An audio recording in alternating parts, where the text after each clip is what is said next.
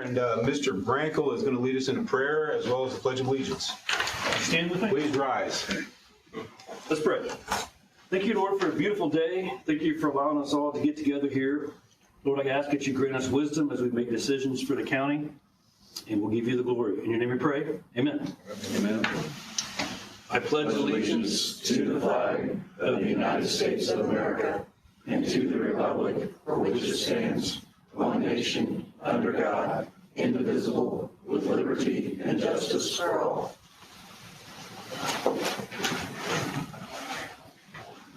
All right, and can we do the roll call, please? Sure. Brinkle, Yes. Caudell, Yes. Hicks, Yes. Kids, Here. Lemming, Here. McWhort, Here. Scott. Here. All right. Next on our agenda is the auditor's report. I don't really have anything to report. You do have your general fund balances and your health insurance balances if you have any questions. All right. Very good. Next item on the agenda is the approval of the minutes. I don't know if anybody saw anything in the minutes. I had one item I noticed. Yes. I did email Stacy in item number 6, approval of minutes. Talks about the joint session being February 22nd. It was actually January 22nd. Okay. All right. Any other changes or modifications to those minutes other than what Mr. McWhort pointed out? If not, the chair will entertain a motion regarding the minutes of March 19th, 2025. So moved. All right, motion by Mr. Brankel. Second. Second by Mr. Scott. Anybody have any questions or anything regarding those minutes? If not, all in favor signify by saying aye. Aye. And those opposed, same sign. All right, motion carries. Next on the agenda, we have new business. Grant County Recorder Kathy Floyd. I hadn't seen her. If she's not She here. said she'd be here, so Oh, maybe we'll okay. just Maybe we'll move her skip it for around. now Yeah. and come back to it. Okay, next item, Grant County Superior 3 Judge McVicker with a salary ordinance amendment. I don't know if he was planning on coming. I hadn't heard from him. This, I believe, had to do with the person starting work sooner than what we had originally approved for that position. Correct. We originally established April 30th as the hire date. They had asked for April the 7th for training. Yes. Excuse me. And so I think I had, yeah. Yeah. So with that, do we have a motion to approve that salary ordinance amendment, basically backing it up by 3 weeks to allow for the training? So moved. All right. Second. All right. Mr. Scott with the motion, Mr. Lemming with the second. Anybody else have any questions or anything regarding that? Okay. All in favor, please signify by saying aye. Aye. And those opposed, same sign. All right, and now I saw Ms. Floyd came in, so we'll go back to her. Sorry, I forgot. Oh, you're all right. So just you wanted this appropriation county elected officials training fund? Sorry. Yeah. Yeah, I would have done this last month when I was here, but I wasn't aware that the elected officials training fund was appropriated to the 5 offices that could use it. So the money I appropriated last time was for when I take one of my girls with me to a conference. So I need money appropriated for me in the elected officials fund. And I forget what I asked for. It was another 2,500. 2,500. Yeah. Yeah. Yeah. All right. Do we have a motion regarding this? So moved. All right, Mr. McWhort makes the motion. Second. Second by Mr. Scott. Anybody have any questions for Ms. Floyd? All right. Any public comments regarding public officials getting trained? Good. If not, all in favor signify by saying aye. Aye. And those opposed, same sign. All right. Thank you. And you'll Sorry, I report was back late. everything? Huh? You'll report back everything verbatim from the training? Yes, I'll train you. I need it. Thank you. All right. Next item on our agenda is Grant County Highway. Mr. David White.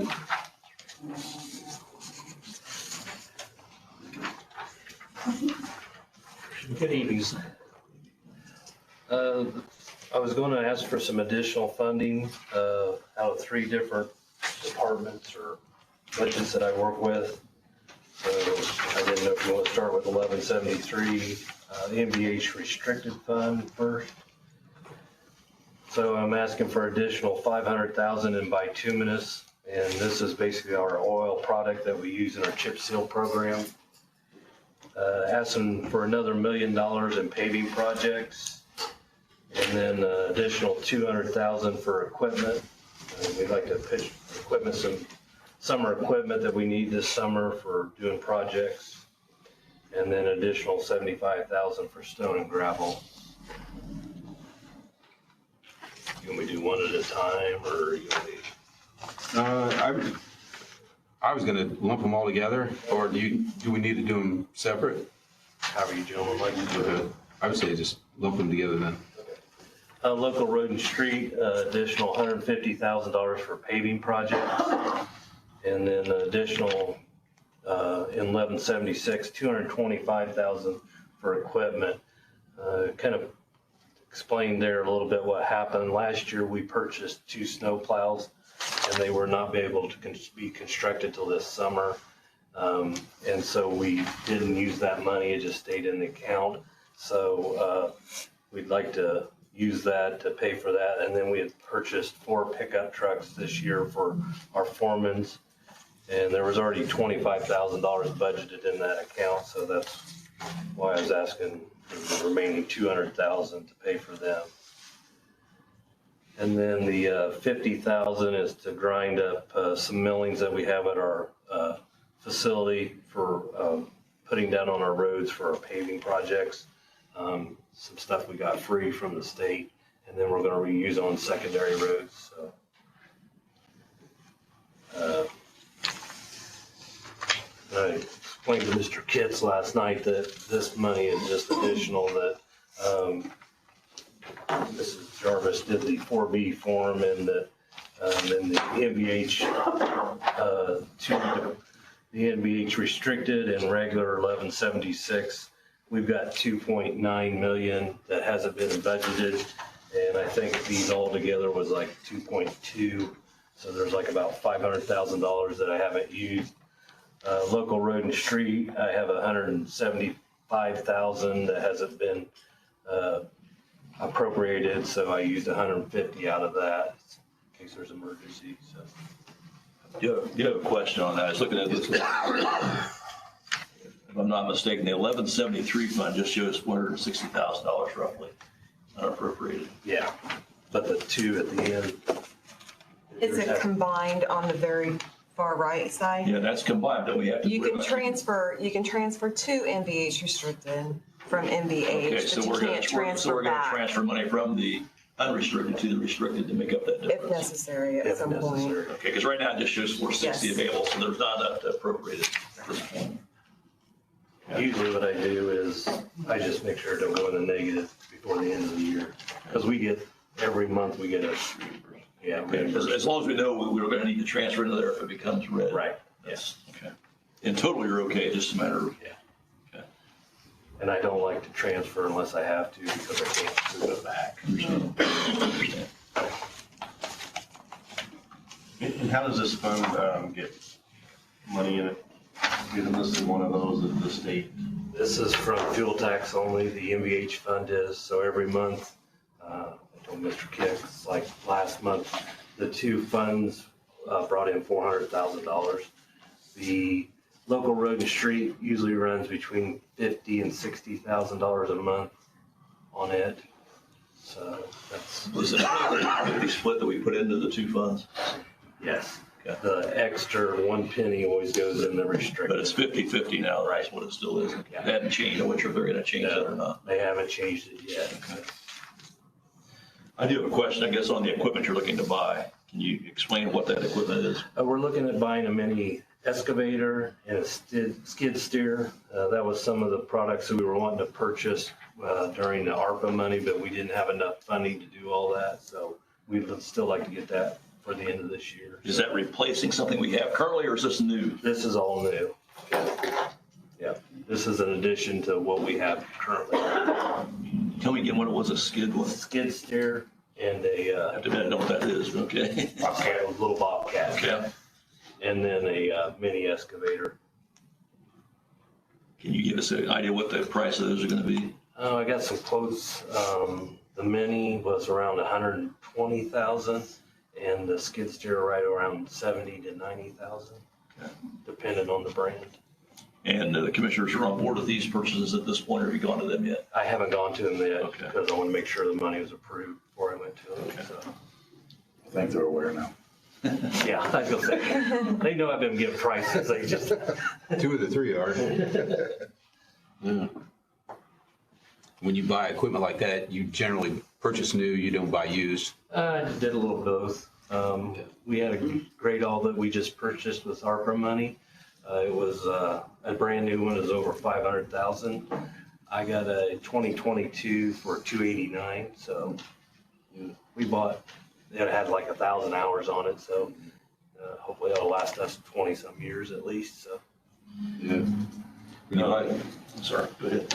oh, I was just gonna ask, when you buy vehicles like pickup trucks, do you go to any particular brand or do you just, I go get quotes everywhere. yeah? I had 3 this time. Mike Anderson in Gas City, Hunter Ford, and then Barry Bunker, or whatever the one Rick is. Hubler? Yeah, Greg Hubler. Yeah.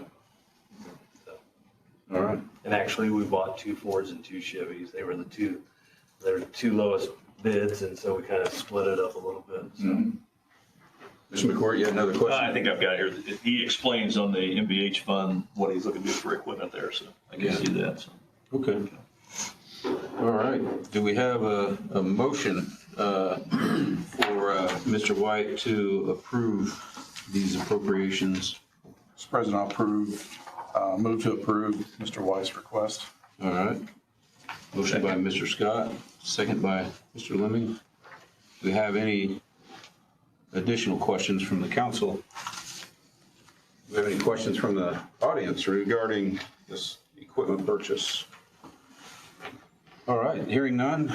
All in favor, please signify by saying aye. Aye. And those opposed, same sign. All right, motion carries. Thank you. All right, next on our agenda, we have Grant County EMS, Don Harness. Oh, gosh. You guys are quick tonight. You're just slow. I'm slow. Well, I was told that Mr. Scott moved the meeting along very quickly last month, so I've got some, Or I have Pressure perfect here. timing, maybe. I don't know. we were out by 6:30, so. 15 minutes, right? Yeah. Boy, Okay. I'm Dawn. I know you. I haven't met you two. I'm the director of Grant County EMS. Just asking for a transfer, a little bit more for overtime for the supervisors. I added it up. It looks like it's about 5.5 hours a week that we're going over, and that's basically because of late runs. We've got a 4A to 4P truck and a 6A to 6P truck, and it always seems like a couple times a week we get that late call at 5 minutes till, and then it's a good hour before they're done. So I'm just going to transfer that out of ALS reimbursement, which goes to our paramedics when they get on board our truck. I know you know that as well. okay. Does this look like it's enough to take you through the end of the year? No. No? I guess the question I would have is, are we seeing these runs more common now than they were, or we just didn't plan that in the budget for some reason? I did it last year too. I was given 2,000 last year, and I ended up spending about 7,600. I talked to Mike about this yesterday, and I don't care how you're comfortable with it or not. I feel more confident asking for little bits at a time because it is unpredictable. I don't want you to give me too much and then have it left over and need it where I'm transferring it from, unless you don't want to do it that way. It's one of the goals. We want to be kind of realistic as we budget. So my thought is now we're not being too realistic if we had a short already this part of the year. Yeah. It's been that way. Well, it was that way last year, and I know Dwayne always had to come back and ask, sometimes additional, usually transfer. The transfers aren't as bad because that way it's, Correct. at least it's still in the budget. And we had some short months for our ALS reimbursement. We were running about 25 to 30 patients, and we just only had 16 this last month. So we're gonna be ahead in that department unless it goes above. I just felt more comfortable not asking for more than I needed at the beginning of the year. I think I asked for 5 and it was knocked down to 2,300 at budget time. I could have really good numbers for you at budget time based on the last 2 years, but if you want to be more I would personally like to be specific, more, that's fine with if we me. can. Obviously, some And things it you don't is know. unpredictable, but If we have history that shows that. it's about $183 a week, Okay. what I've spent so far. I'm a little overdrawn right now. I didn't come to your meeting last month. But I mean, we could do that again at the next meeting, or we can wait till budget and be more realistic for next year. Definitely need to do it at budget time. Don't want to ask for too much because then it'll just be left over if we don't use it. All right. Were we just in a bad mood at the night? Is that why we reduced it from 5 to 2,300 or?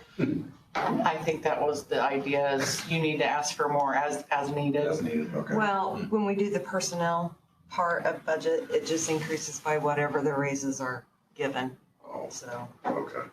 Unless you do something specific. right, I unless think you it was like plan it out. 7,600 last year total, so it's not crazy. That And would, it's- in fact, we just try Right. to do it on a percentage or an increase basis. Right. That makes sense. I think that's why it was 2,300 this year. That's probably Yeah. right. That makes sense. Okay. Yeah. The chair will entertain a motion regarding this transfer appropriation. So moved. Second. Motion by Mr. McCourt, second by Mr. Scott. Any additional questions? Any questions from the audience, public? All right, if not, all in favor, please signify by saying aye. Aye. Those opposed, same sign.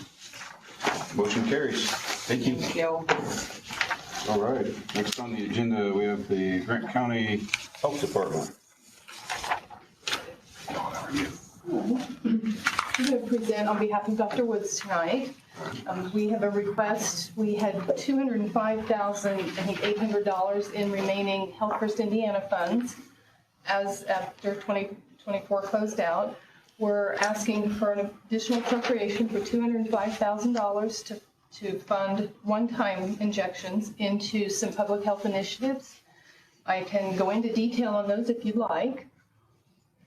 What are the amounts for each one? You've got 400 or 205,000 total. I'm How sorry. do they break down? The Great Beginnings program is $70,000. Purdue Extension Impact Pantries is $35,000. And Purdue University's Invitation to Health program is $100,000. The commissioners have already approved the MOUs for these. We're just waiting on the transfer to move ahead. Not that it really matters. It says Taylor University, you said Purdue. Is it Taylor? I'm sorry, it's Taylor. Okay. It's Purdue Extension for the Impact Pantries.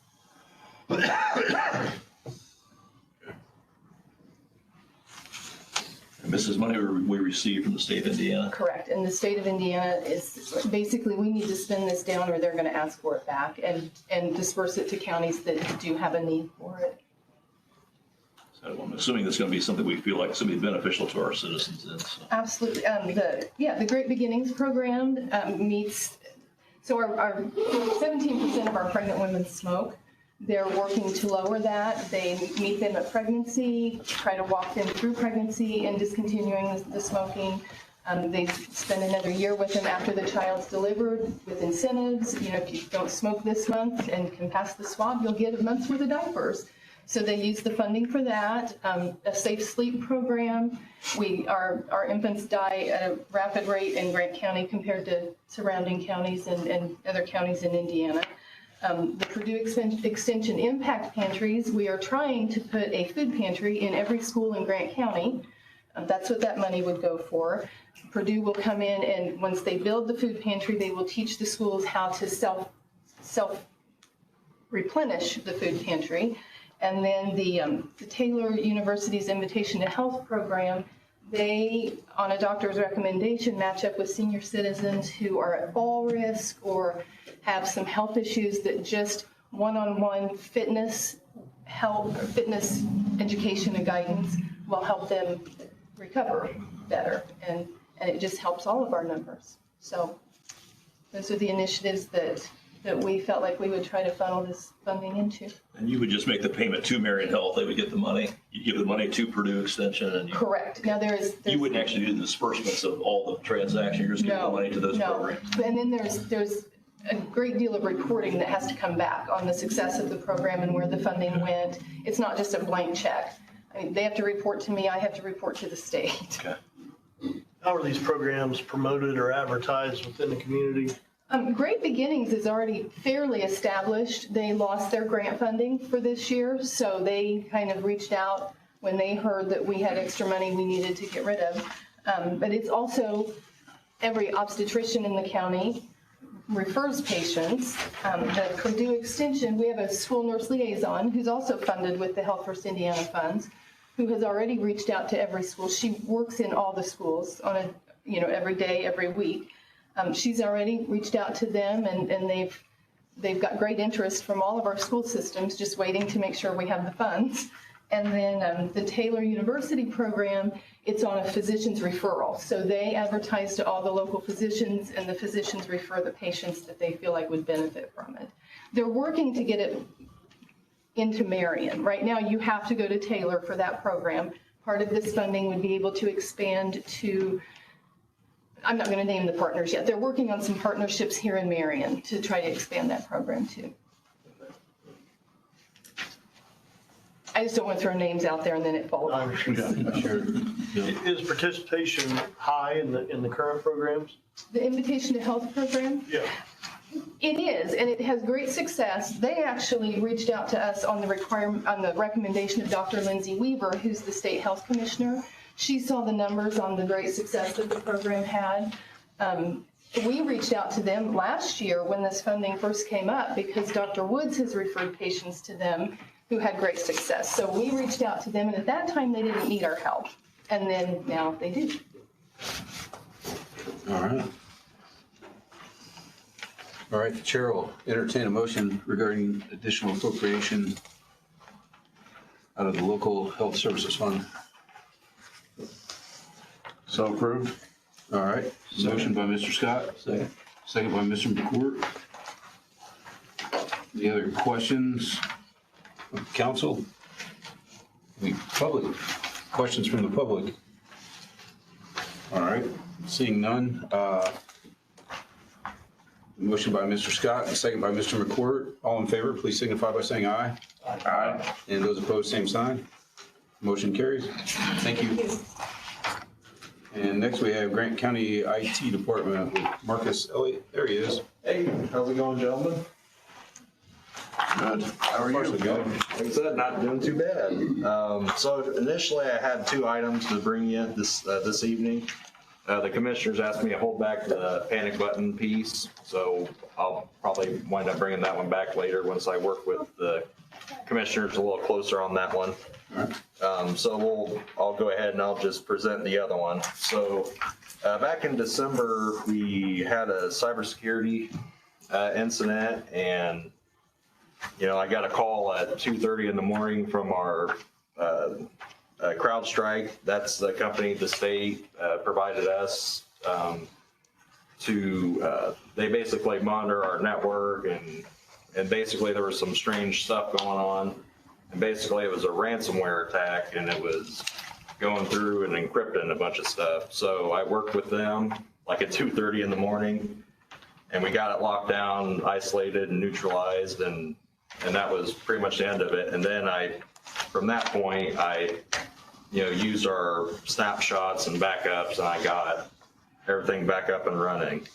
Part of the thing with this appliance that wasn't in our current backup is it is immutable against ransomware. So with our system, it's kind of comprised of different layers. It's just the way to look at it. So you have the system that runs all the servers on the inside of it. And then you have that other layer where the actual servers are on the inside of that. And that's kind of where our backups and where they operate. So with this appliance, this is completely standalone from our two systems. So in the event if both of them were to get compromised or taken over, everything would be locked down on this appliance.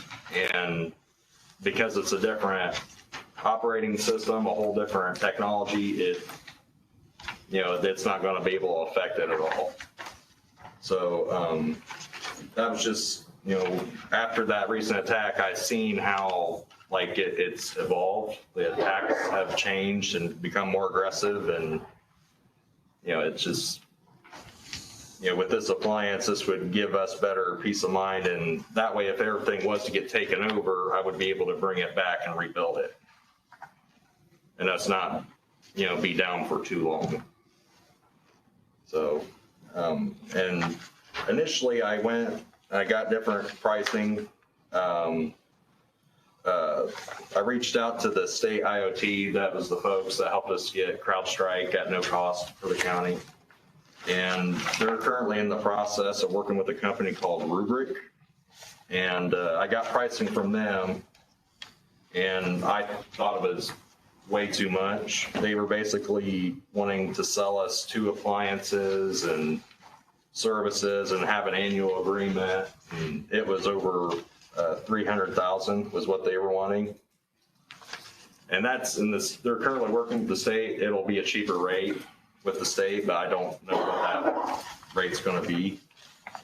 And then I worked with another company called Stonefly, and theirs was the cheapest one, but it only had a 1-year warranty, and we had to buy, the backup software, and you have to buy the licensing for the operating system for the box. So that kind of raises the price up another $5 or $6 grand on that. So what was it total? Yeah, so the Stonefly was about $15,000 was what they had, and that had a $7,000 discount on it. And the Rubrik. Let me take you back, Marcus. Yeah. On the 15,000 from Stonefly, you said? Mm-hmm. But there were some additionals that go on top of that? Correct. Part of the 15? Correct. So, no, yeah, that's, the additionals are not included in that. So what were the additionals? Yeah, so one of them was server license, and then the other is the backup. How about software. Dollars? So I would say probably $3,000 for the server license. And then for the backup software, that's probably another $8,000 or $9,000. Because it's kind of piecemeal, because you can set it up to run with different, backup programs and stuff like that.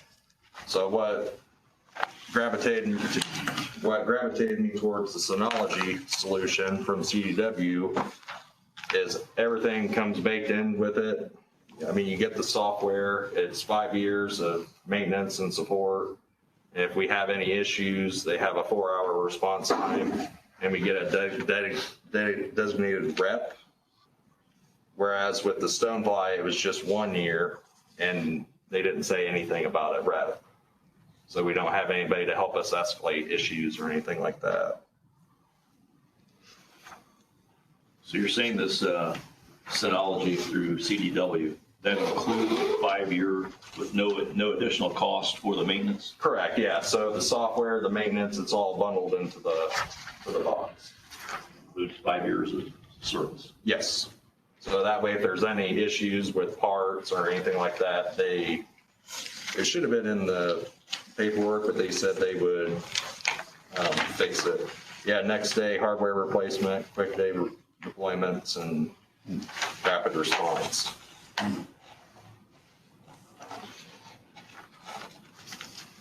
So if I'm thinking about this, so like every day then this system kind of does like a backup and a copy of everything that's there. And then it kind of pulls away from the system or locks itself, almost like a vault. Correct, yes. And then, so if you get hacked, those systems might be gone, but you've got this vault. Yes. Which will help you then to be able to rebuild your system. Correct. And the nice thing about it is with you can set the retention policies on it. Typically you set a retention policy for 30 days. And like if I was to go in there or somebody was to hack my account and somehow get into it and they were to go to try to delete the backups, it won't let them. Okay. So. Let me play the other side just a minute. Okay. We had an issue back in December, I think you said, and we were able to work through it. We took care of it without paying $36,000 for something else. Right. So if we took care of it back then, why are we looking, we have to buy it now? Well, it's just, after reevaluating everything and, seeing how it affected the older backup system, that was. And how old is that system? The older system, it was probably, they bought it in 2013, 14, I think. That system is that old? Is this something to work in conjunction with the old system, or is this replacing the old system? So it's to work, it'll replace the older system. So, well, I guess I should say, because the older system, we're currently, how do I say this? We were on VMware is what it was called. So it's a hypervisor. So it's basically a program that runs all your servers under one window. But now we're on a program called Scale. So Scale is the new one. Okay, and obviously you know more about that than I'm ever going to know about that. So I don't care. I just want to make sure we aren't buying something we don't need to buy. Right. Well, I mean, I would feel a lot better with this appliance because there's so many different, critical, vulnerable exploits that get announced daily. And, some of them you don't even know until you get hit. So. Well, I guess I'm not quite sure of your response and whether this is replacing the old or working in conjunction. Can you give me just a quick answer there? Is this replacing or is it working in conjunction with the old? No, it's not replacing the old because the old system is done. And even it's done. Correct. So this is replacing it then? Yeah, but like I said, the hypervisor and stuff, we're already on Scale. So this is a third. I don't know what that means. The question is, we had a system in place, we had an issue, and we resolved it through the help of the state. So is that system no longer going to be used at all? And this is taking its place? Right. Or is it just adding something on? Yeah, I mean, we're adding something on because the old VMware system, we shut it down because now we're on Scale. That's where all our servers and stuff run now. Okay, so this is going to be an additional safeguard, additional equipment. Yes, and correct. To add what we already have. Correct, yes. To layer. Yes, layer, yes. So is the appliance, is it ran through a certain software that protects it, or is it the appliance that protects it? It's both. So basically it has software and hardware on the inside of it. It's able to work, and it basically is able to isolate backups, from us even accessing it on the inside. So is it like a Salesforce, a Palantir, or some sort of name brand thing? Or? I mean, Synology, we currently use several of their appliances for, one of them is as a backup target. But this one is a dedicated backup appliance that's strictly, the backup software, it has its own backup software, it ties in with the hardware.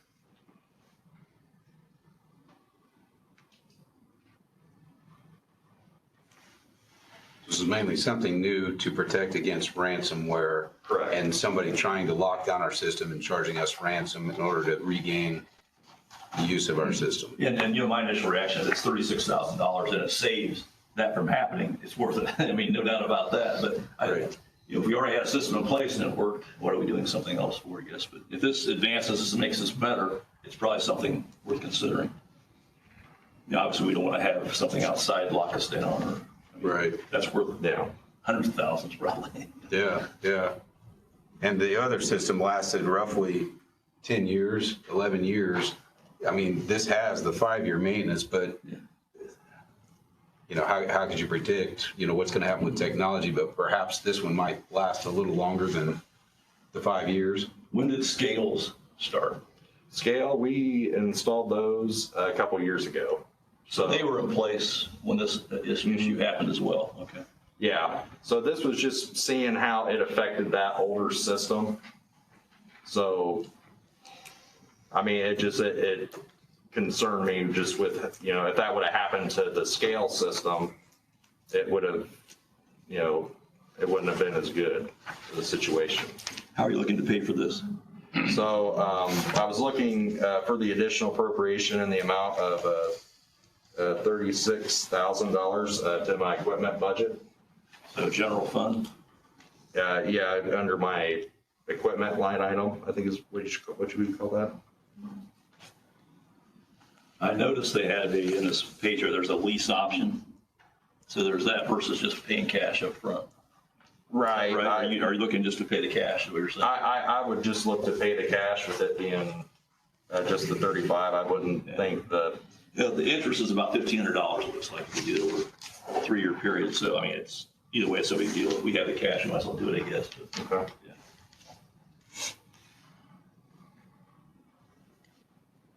So will we get new equipment though when the lease is up after 36 months?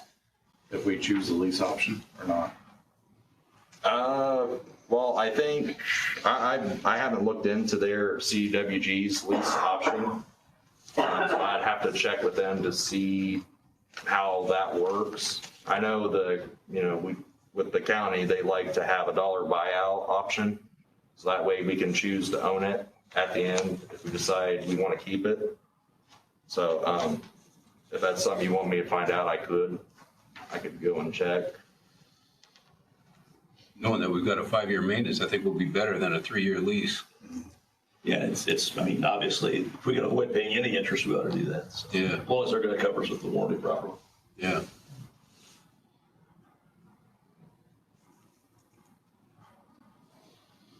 Okay. Do we lose any data or anything that? There was some things lost, like from the older system that I couldn't move over to the Scale. I know one of them was that it's kind of weird how to explain it, like the old financial system, Harris, like I had a backup of it, but because the software uses a program called DRM, so basically it looks for the same exact machine it was set up on initially, but because it's running on the Scale system, it doesn't want to run or activate.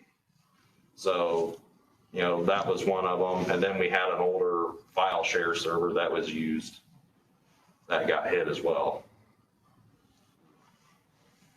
But, I mean, to my knowledge, it wasn't anything that was too critical where people couldn't live without.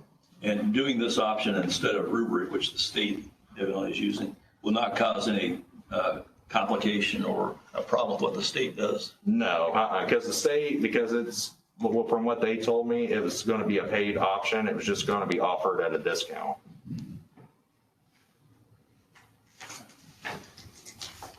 Okay. The chair will entertain a motion regarding this additional appropriation from the general fund for $36,000 for equipment.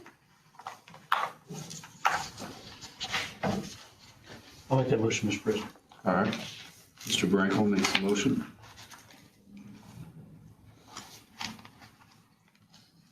A second. Even though I don't know as much about it as I'd like to, and I never will, I'll second it. All right. A second by. It probably needs to be done also. All right.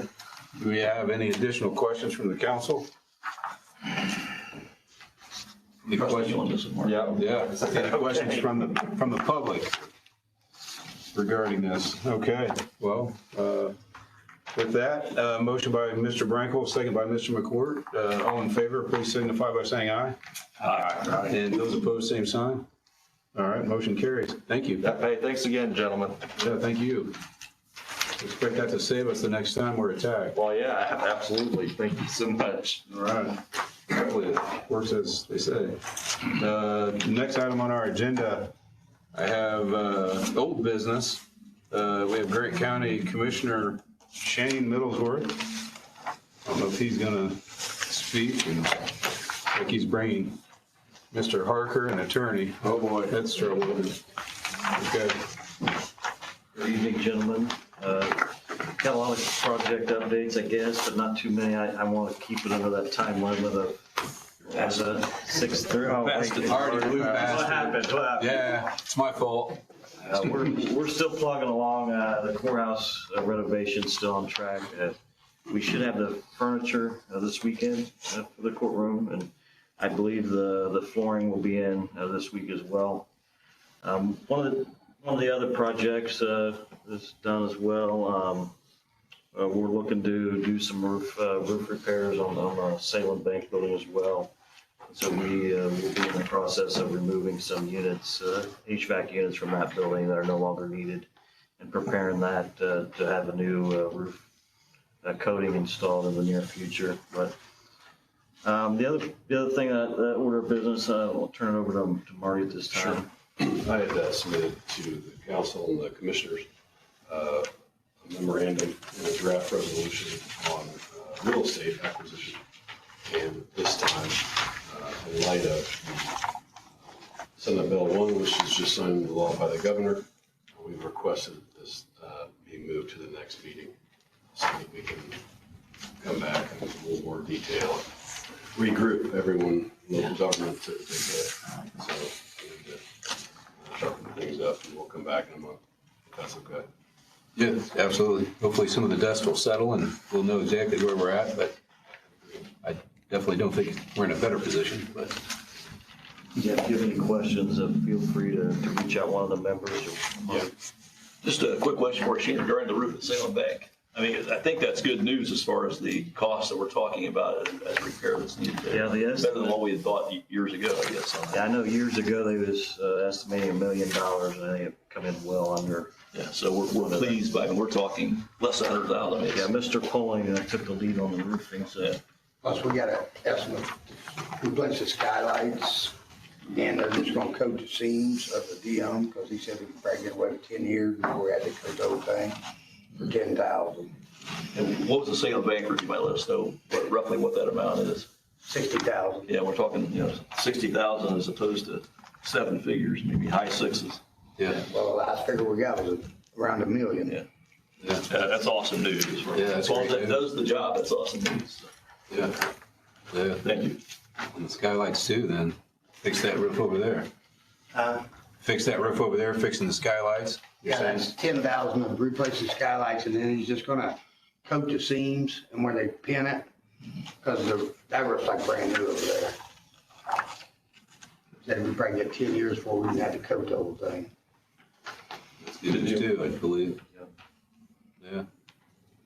But we did stop the water from coming in.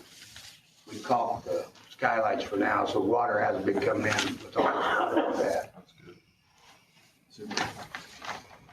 Yeah. Great. Any other questions? Thank you. Thank you. All right. Thanks for coming, guys. All right. Next item on the agenda, we have Grant County Clerk, Graham Harris. Thank you, gentlemen, for giving me a minute of your time.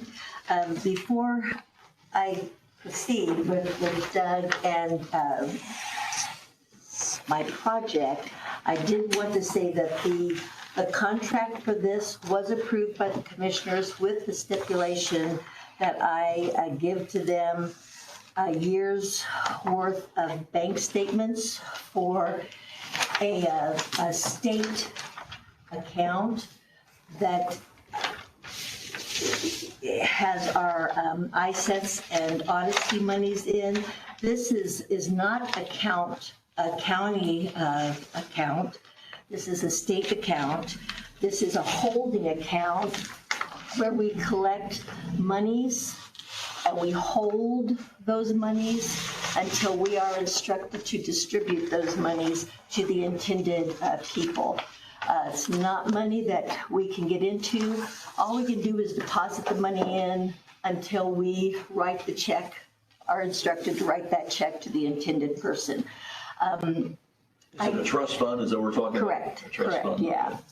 And it's nothing to do with the county. It has to do with child support and things such as that. I did give the commissioners the first page of each of that month of the year of 24 that shows the beginning balance, the money that goes in, that goes out, and the ending balance. They also get the 46 CR report every month. Again, this is an account that just holds that money, and it is State Board of Accounts audits this account. They keep very, very close eye on that. They audit us every year. We've never had a problem. This is the way this has been set up forever. I know many of you have been on the council for quite some time, and this is the way it's always been handled and taken care of. We've never had a problem or an issue with this. Did you have any? Because I know that even though the contract was approved, they put that stipulation on it. So I thought before I went into talking about the perpetuation fund, that we better just get that cleared up. Okay, well, thank you. Then this fund, though, that you're pulling these funds from is your fund? Correct. Yes. That's the thing also. They were two totally separate issues. One had nothing to do with the other. But yeah, and also I would like to say that if with your personal bank account, if you have someone that goes to your bank and tries to gain access to your personal bank account, in my thinking, that leans toward bordering on a criminal act, and that is what happened there is also. Thankfully, because of stipulations, if someone wants access to my account, even if I talk to a teller that's not familiar with me, they want the last four of my social, they want my birth date, but they don't give me access to that account unless my name is on that account, and that bothered me that was done, but that's beside the point as well. But anyway, so that's where we are with that.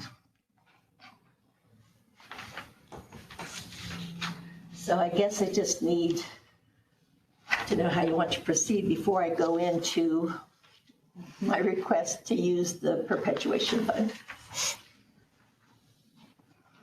I guess I don't know what you mean by that. So we just go into what a request is. I would say, yeah, what the request is for the perpetuation fund. Okay, thank you.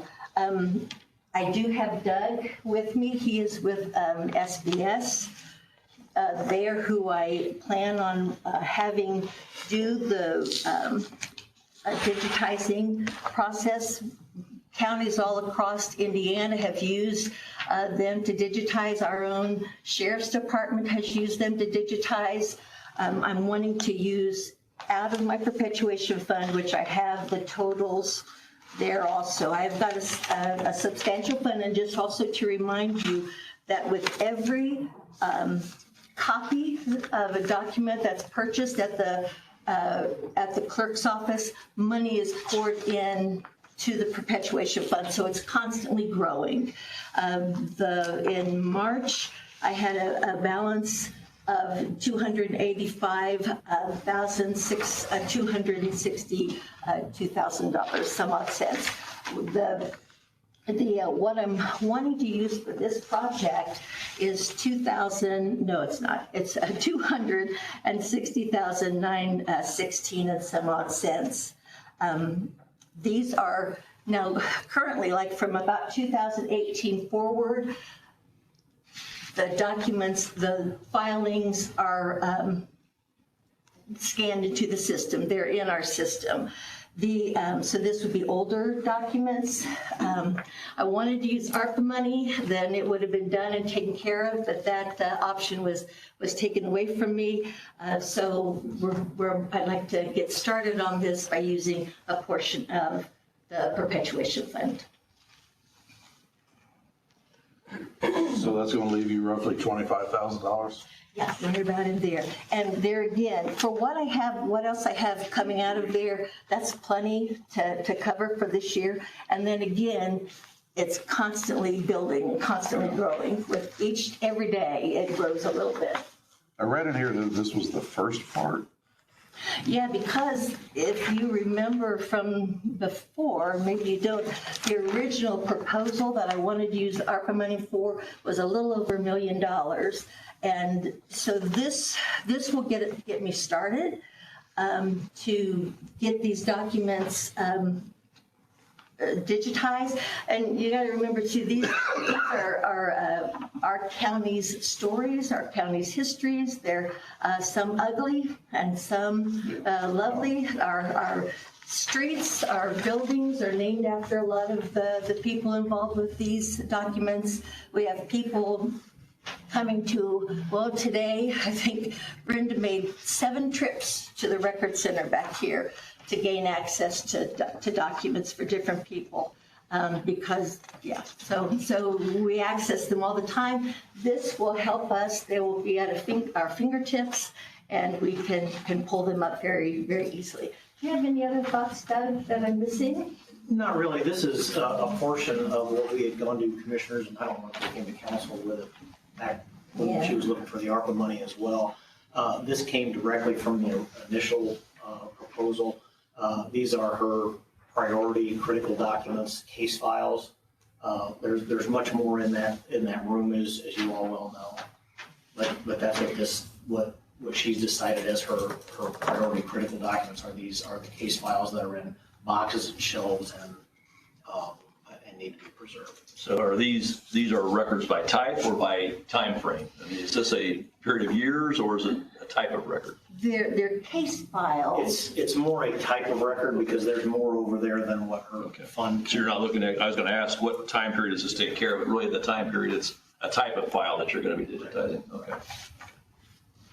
So these are files that have been through the courts. Yes. Why wouldn't the courts have these files? Because we are the keeper of those court files. Everything, So that's another thing. Why wouldn't it be in the computer system as everybody enters on the dockets? The newer ones are. These are older ones. Yeah, these are older ones that before we did computer. Give me a time frame then, I guess. 2018 forward is about the time that the state decided everything would go into Odyssey, and those are digitized upon the record being kept. Everything else was paper-based prior to that. So Pam, you would cover the 260,000, but then the county would be responsible for the roughly. No. We would cover the 260,000 and some, and then that's all I'm requesting at this time. I don't know beyond that how we'll proceed, how this will probably take some time to do. You may be talking to a different clerk by the time we're done here, because my term will be up at the end of 26. So you'll have someone else to argue with. So the other $750,000 is something that's on the back burner. Correct. Thank you. Yes. Yeah. I'm not even worried about that right now. I'm just worried about getting this portion, and then we'll deal with that another time. I'm not sure what kind of annual receipts you get in this fund, but is this spending the money here, does that hurt you for something else down the road that you have to do? No, Okay. this. Because it is perpetuation, so it makes sense it fits this. Right, purpose. exactly. But even with that, there are restrictions, like it's for preserving documents. Well, we could, like if it's something to, like a safe or something to hold documents, if it's something to help preserve the documents, I can use this money, but I can't buy, furniture, things with it. Possibly a computer. But we evidently have some salaries coming out of it now, so we're still okay when it comes to this year. Yeah, And we're good. And when it comes to 26, staffing, the salaries that come for 2026. We should have the money in there to take care of that one as well. Yeah, we'll be good, and like I said, it's constantly building. Okay. Yeah, it's amazing the money that goes into that account. Do you know what kind of annual revenue we usually get into it? Any idea? Angie might have a thought. I don't know if that will tell you anything there. Current month, there was this 2,600. So 30,000 a year, is that what we're talking maybe? Or Probably so. Sometimes more, sometimes maybe a little less. so it's taken some time to build up that balance. Yes, it has. It has. And, you know, and when we do this portion of the project, you know, I won't be able to next year come back and say, I want to do another 260,000 worth of documents. So you're making sure you prioritize the ones you want to get done for sure now. Right, That's what you're doing. right. And you know, you've been on the council forever, and you know that this, since I went into office in 2019, this has been a priority, and it just keeps, my feet keep getting knocked out from under me. And so finally decided I needed to stand up and get started on it. Do So we know how many square feet the records room is? I don't know. The commissioners do. I know they've been looking at it for another project, but I don't know right offhand. I know it's jam-packed. Yeah. What is the total volume there? How many of these $260,000 projects to get it all taken care of? We did an initial assessment and it was, I think, 1.2 million-ish. I may have that. Yeah. We're It's about a quarter of it, yeah, 20%. 20 or 25%. Yeah, it's about. Yeah, Doug went over there originally, Brenda would know too, Brenda would know, but Doug went over there and he did a walkthrough and he counted, he spent quite a bit of time over there and counted all that, so, but yeah, I know. I had my mail forward there. Yeah, but I know it was a little over $1 million for the entire project, wasn't it?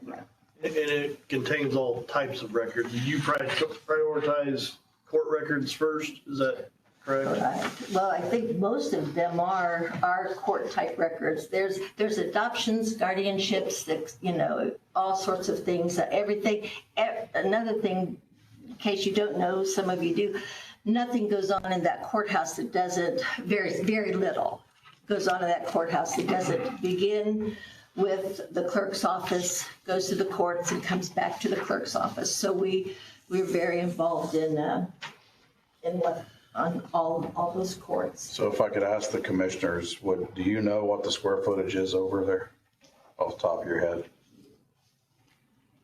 Right, 4,000 square feet. And what would be a rate for commercial building per square foot? Do you have a good estimate? Yeah, to build 4,000 square foot space. Probably $200 a square foot, $250. 800,000 to $1 million.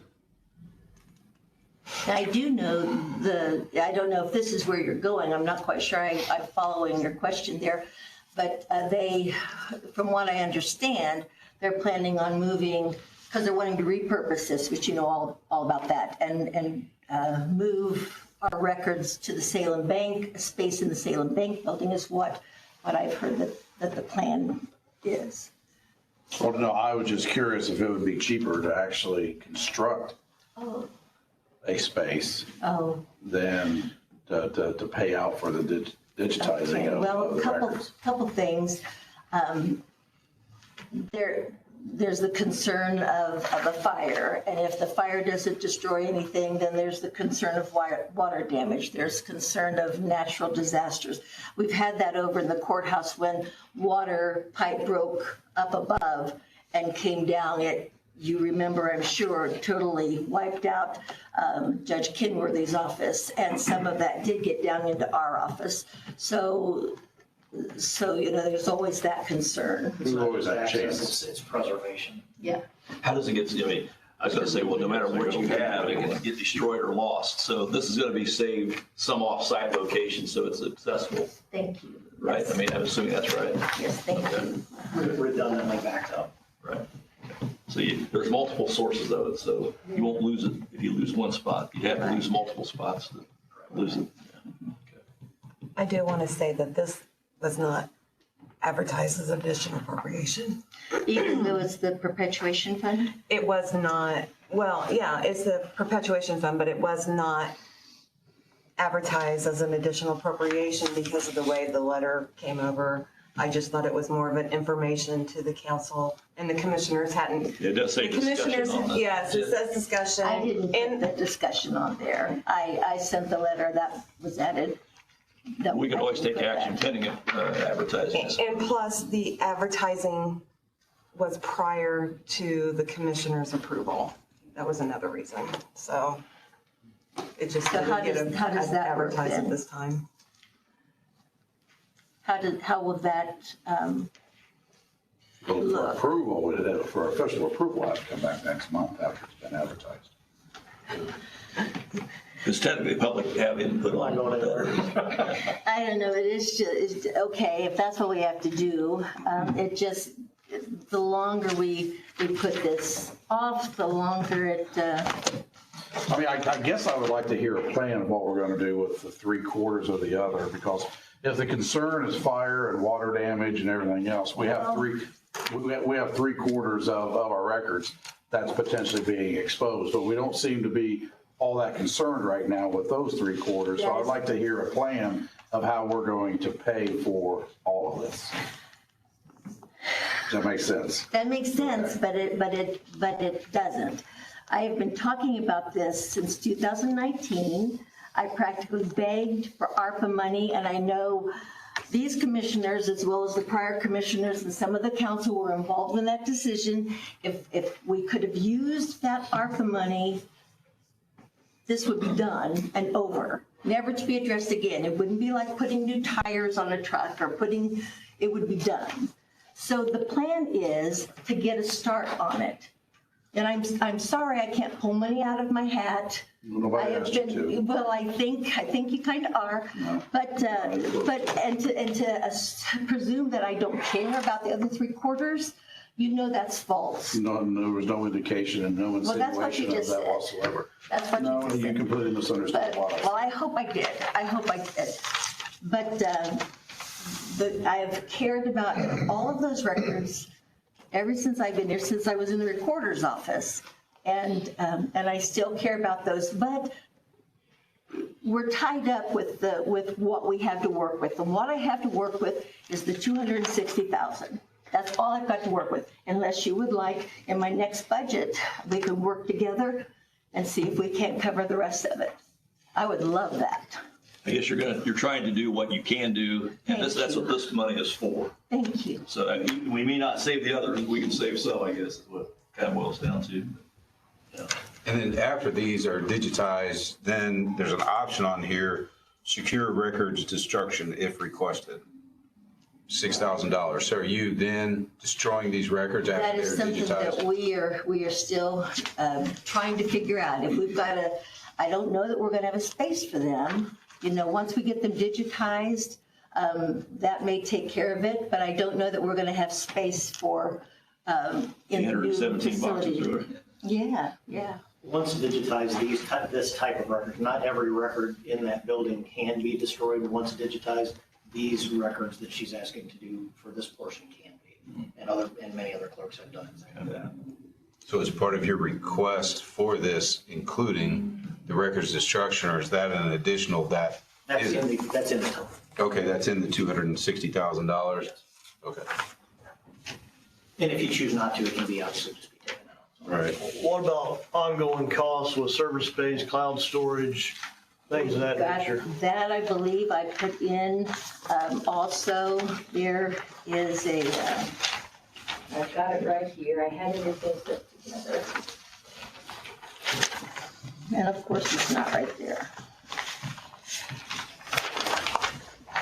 Can you pass this along, Mr. Connell, please?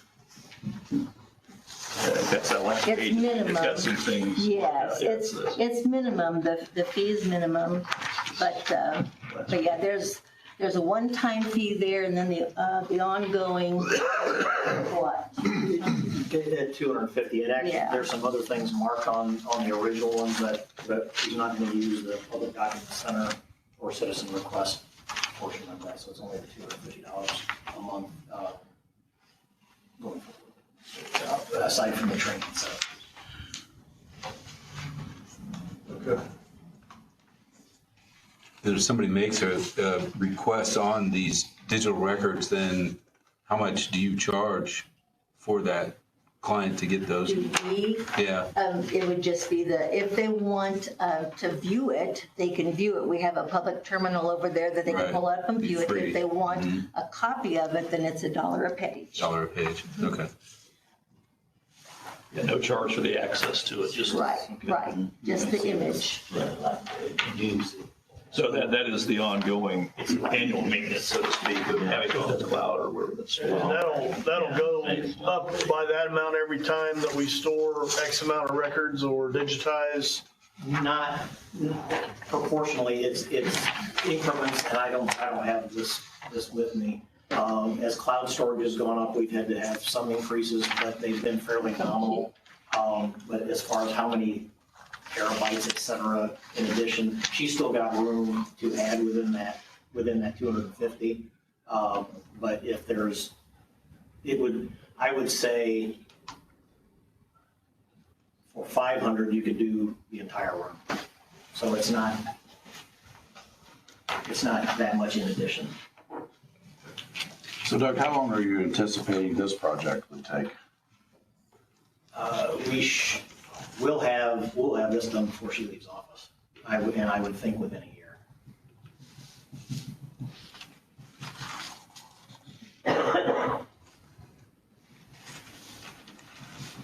And I would think, Angie, you might be able to answer this, that annual fee of the $250, or if it goes up to the $5, could come out of the perpetuation fund? I believe so. Okay, so then it wouldn't come out of your general fund at all either then? I would think so.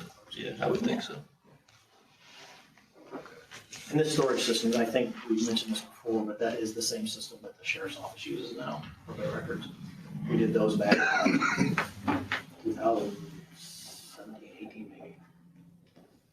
So you're charging 11 cents per page, am I reading this correctly? Yes.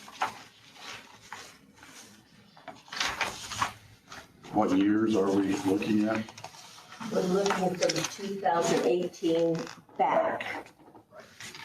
And I don't know how far this particular set of records go. There's more besides this. This is just what she could fit in. So I'm not sure what year they go back to.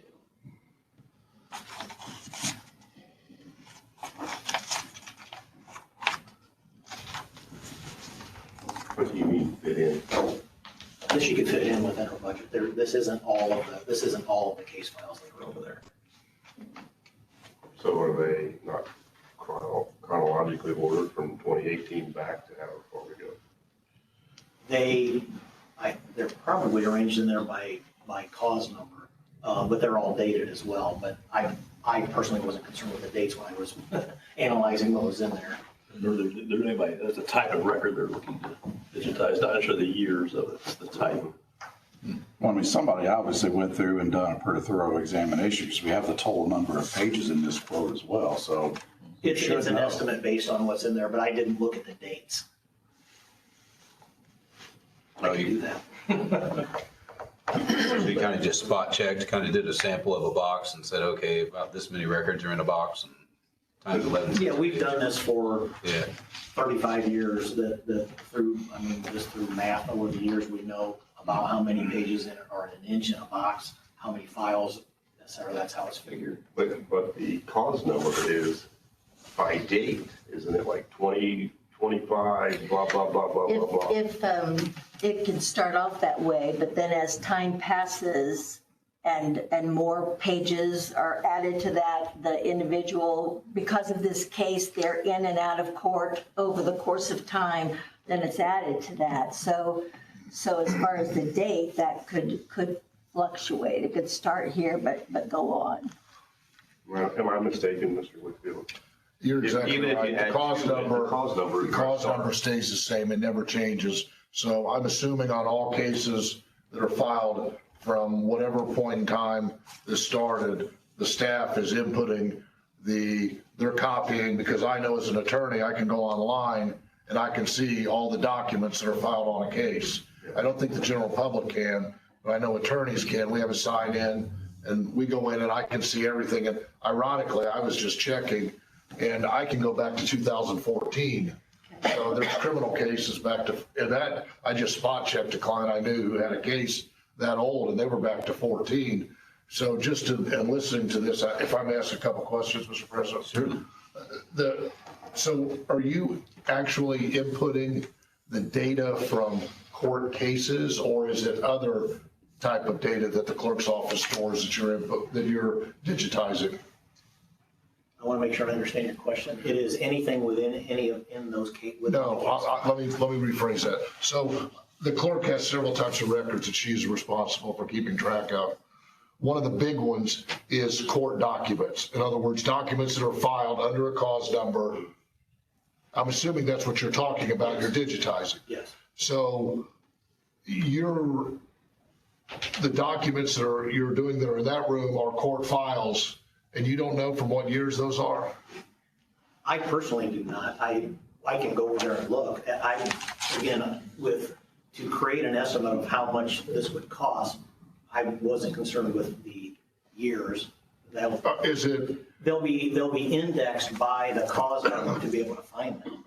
Well, yeah, but I've heard the year 2018 bandied about, and I know just from a spot check, at least on criminal, you're back to 2014.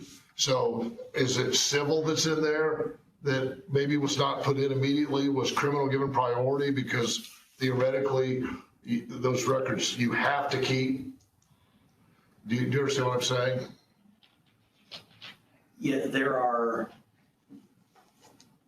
Yes, I've mentioned 2018 because that's when I thought the state, or it was around that date when the state had the records put in, obviously digitized going forward. Yeah, I think if there are others back a little bit further. I think Pam, and Pam, correct me if I'm wrong, I think they might have started going backwards at some point in time once they started inputting it. And I think that's why they're back further. Whatever year they started, whether it was at 17 or 18, I think they decided to go ahead and go back in time also. Not only do the current ones, but go back. And I think that's why it's farther back than you might think it is. So I guess the question becomes, as an attorney, what I'm very curious about, I want to make sure that the documents you're inputting are the documents that are part of the case files and then are attached to a specific cause number in a case.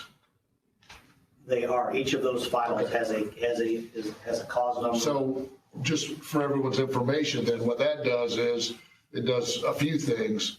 Number one, obviously it allows attorneys to go in there and look quickly without having to call the clerk's office and say, hey, could you go get this record for me? Which is stuff, either on the fourth floor or over here. So that cuts down on time that the clerk's office might have to do. I know I see the gals on the elevator and at times they're telling me, well, this is my 5th trip to the 4th floor today or whatever. So that is a very good service that cuts down on what they need to do inside the clerk's office the farther back. I mean, you're going to get to a point where people are not going to be going back and looking at cases from 1997 very often. As time goes by, you're going to be concerned about whatever happened. In civil matters, once children hit 18, then it's unlikely you're going to have to go back and do too much on the older cases.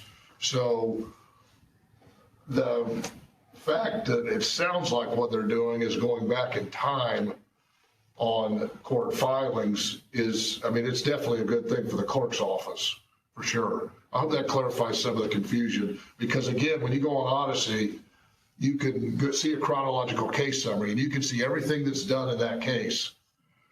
And attorneys can log in and then we can click on a petition for whatever, and then we can actually see that document, print it out if we need it, view it, whatever. And in the old days, we'd have to go to the clerk's office and say, hey, can you get a copy of this for us? We don't have to do that anymore. And that's saved everybody a tremendous amount of time. So I think that's what you're saying, is they're going back probably further than 14 back. It seems to me like that cutoff somewhere around 12, 13, 14, somewhere in there when I'm doing my own searches. Sounds like they're gonna go back as far as whatever records are in that. It's just unfortunate they can't tell us what years, but so be it. That's why I guess I asked the question, is it by type of record or is it by year? And I can see it being either one. Well, it sounds like from what this gentleman's saying, the records that they're talking about are anything filed in a court case, whether it's a petition to start a case, any type of petition to modify something, rules of probation, whatever is filed in a case. It sounds like that's what they're going to be copying. So then you could just click on it and see it and not have to go to the clerk's office to actually get it. The other question I'd have, I guess, after hearing you talk about the difference in the maybe beginning year that we have to deal with, there's no chance that these numbers of records that we're talking about having digitized would already be digitized. Easy to look at it, no, they shouldn't be. Okay, let's say we could have different years in here. Yeah, these are what That's a good question. What are the paper question records? Make sure what's digitized. Yeah. With that numbering system, can we see gaps if there's a missing file after the fact, after the digitization is done? I would say yes, because you can run any type of a report off of it that you want. If you want to pull, we could give you a CSV file of every cause number, and it would come out in that way. You can sort it any way you want to sort it. Those case files are sequential numbering, one after the other, so. How they're filed in that room, I can't say, because there's. I understand that, and maybe it's not even you that's missing a document, maybe we're, as a county, missing a document, and that's we see those gaps after. And that has happened. Somebody took the file, didn't put it back, whatever, yeah, like, there could be one. Another question, just on your process, are these records taken off-site, scanned, or you have a mobile unit that comes in and does it, or how's that work? Off-site scanned, we're Homeland Security, we are HIPAA, all those certifications, off-site, and that's why we want to take them in batches if possible. I told Pam with the records possibly being moved to another location, we could probably arrange to have them all taken at once so they're not moved from there to there and there to us. If not, we take them in small batches so they're not out of her possession longer than necessary. But she also has access to those records while we're digitizing. Because it could come a question, could. Right. Oh, yeah, I answered one with another clerk today. And we got them right back to her within the hour. So when these are digitized, the public would be able to access them, not just the attorneys. The public would not. Only who you give access to. Yeah, restricted sign-in type thing. Yeah, because there is personal identifiable information within those files, so. So really the only benefits to the attorneys. Well, I think you can go to the clerk's office and their computer. Go there directly. And a member of the public can go view the document. Then they can decide if they want a copy, then that's when they pay the $1 a page, which goes into the perpetuation. A lot of people do that. They'll get certified copies. They'll need certified copies for whatever. That might even be a little bit more, I think. But yeah, they'll see what they need, then the clerks will get it and do it for them. It's online, they can just print it out, and if they need certified, they can stamp it, do whatever. I guess I've got a question. If you're not doing it chronologically and you're doing it by type of record, then if you're picking a certain type of record, you could be digitizing these back to 1975 that nobody looks at. I mean, does it make more sense to do it chronologically because it's more likely that people would be looking at things that are more recent as opposed to ancient history, so to speak? One reason why my chief deputy is the one who generally goes over today. I think she made 6, it might have been 7 trips over there just today. It's just whatever the individual's wanting. They come in and they are wanting a document. It might be something fairly recent. It might be something way back. You just never know what someone is going to be requesting. So how did you decide then what type of record as opposed to if you're not doing it chronologically? Brenda, my chief deputy, she went with Doug and I over there, and she said, this is what I generally come over for. Oh. And that's how, is that correct? These boxes, these are what I use first. Right. Yeah, so that's how we made that decision there. Mr. President, if you'd like, since they're gonna have to come back in the next meeting, I'll try to go through and find out exactly what the records are, so you guys know what's being done, if you'd like me to do that. I guess as long as it's kind of a situation too, though, where if you digitize the ones that they're using most of the time, and then is there a necessity to digitize the other records? Would be my question then. We just never know what someone's going to be needing. Right. And some records are permanent records. Yeah. Right. You could, of course, one of the benefits is making sure that it's preserved into the future forever, so to speak. But the one legitimate question I thought you were getting to when you asked that is, based on what David said, you do this type of record, but maybe before 1975, you don't do any of those, you know. Right. You know, I don't know if that's something that's worth considering as you do that or not. That's why I think it would be helpful to know exactly what it is they're gonna be Because you could get doing. into all kinds of things, guardianships, genealogies, criminal, civil, you could get into all kinds of different stuff. That's the reason I was asking chronologically, where are we at with it? 'Cause to me, your case number, your cause number would make the most sense. And then if you add on to it, you bring up that person's name when you're searching, you bring up all those different years and you can say, oh, okay, this guy's been in trouble or whatever. That's my thinking behind it. Most of the times I would think people are looking back longer ago for criminal, not necessarily for civil. Yeah, I guess one comment I'd make is, I mean, it's kind of, you know, Pam's office. So Sure. I'm not too concerned about all those little details, other than I want her to spend the money wisely, but it is kind of hers to do. Sure. So from that standpoint, I think we're getting into a lot of the weeds we don't need to get into maybe. Sure. So the total indexes says 146,916. What exactly would that mean? Payment asks us to, depending on the type of record, to index them by cause number and also by name. First, last, middle initial. And if it's like I said, civil, there might be two names.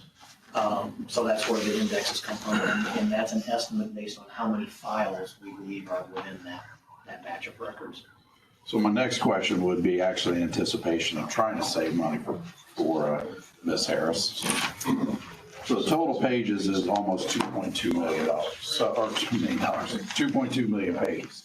So when you get into this and it only ends up being 1 million pages, are we still paying you the 260 some You're only paying for what we actually did. So the actual pages. Yeah, she'll get a monthly count of exactly what. So if it's less than that, then this quote, what Ms. Harris is going to be paying would be less than that 260, okay? And if it's over, we'll stop at her budget. Because we're just finishing up a project that was more like your original project, and we were within 5%. Well, my guess is gonna be if you have 260,000 to spend, you're not gonna go over it. Correct. And it doesn't matter how many records you do, whether it's 10 years or 15, you're gonna get 15 years worth at 260,000. So it's kind of irrelevant. We know what we're spending. Right. She's prioritized it. She knows what she believes is priority. I guess we don't need to get too far out of the weeds on this. Do we?